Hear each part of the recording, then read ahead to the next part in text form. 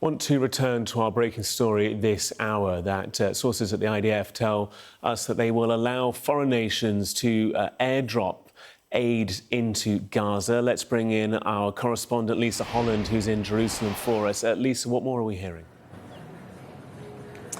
Well, we're in Tel Aviv. Actually, we've been speaking to families of the hostages who are still being held in Gaza by Hamas, around 20 living hostages. It's at the end of a week which has essentially seen a breakdown in ceasefire negotiations between the Israelis indirectly speaking to Hamas in Doha. So a sort of sense of roller coaster here amongst those people. So on the one hand, you've got this playing out of the ceasefire negotiations, and then on the other hand, this evolving humanitarian situation inside Gaza, with Israeli officials saying there is no famine. That's according to the Israeli government spokesman David Mencer, who spoke to Sky News a couple of days ago.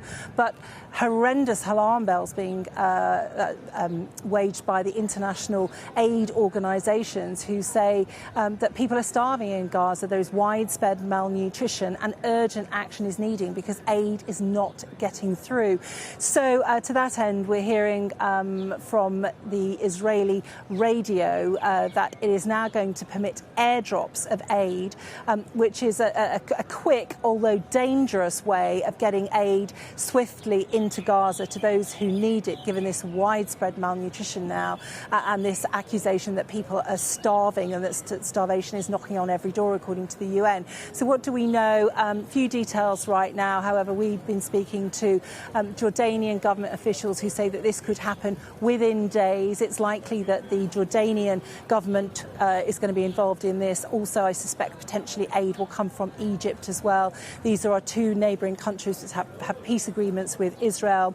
We also know that there is a large amount of aid stockpiled in these neighbouring countries. In fact, the UN say that there is enough aid to feed everyone in Gaza for 3 months, sitting on those borders in Egypt and Jordan. So those are likely to be the countries involved, potentially within the next couple of days.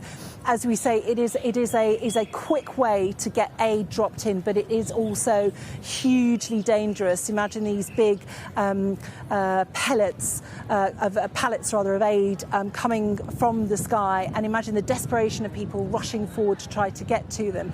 But it comes within the context of, frankly, a breakdown of aid distribution, although that's disputed by the Gaza Humanitarian Foundation, tasked with delivering aid, and fresh claims all the while about Israelis who are outside of these aid compounds and the way they essentially deal with crowd control, with live firing, and claims that some 1,000 people, according to the UN, have died, Palestinians died at aid distribution sites near them or trying to get food. That figure is disputed by Israel. Lisa, in Tel Aviv, thank you so much. And just looking at the Sky News website, you can see we're pulling together reporting, insight and also background to this situation, more on the Sky News app. And we'll have more on Gaza shortly here on Sky News Today. We'll be speaking to former British ambassador to Libya and Iran, Sir Richard Dalton, about growing momentum for recognising a Palestinian state.